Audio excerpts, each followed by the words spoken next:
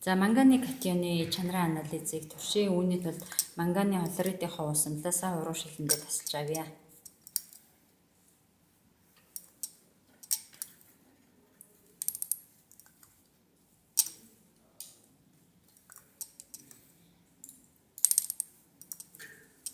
За энэхүү хлоридын усмал дээрээ натрийн сульфидын усамлаасаа туслаар нэмж өгье.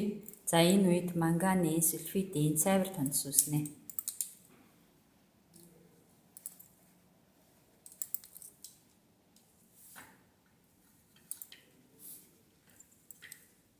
За бага зэргийн маш бүдэгхэн сул ягаан өнгө ажиглагдах ёстой.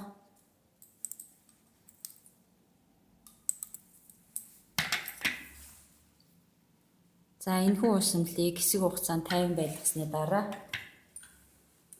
цайвар ягаан өнгийн тундас доороо тунана. За энэхүү туршилтыг бид нар саяхан хийсэн. За энэ усмал хэсэг хугацааны дараа манганы сульфидын тундас цайвар ягаан байдлаар доороо тунана.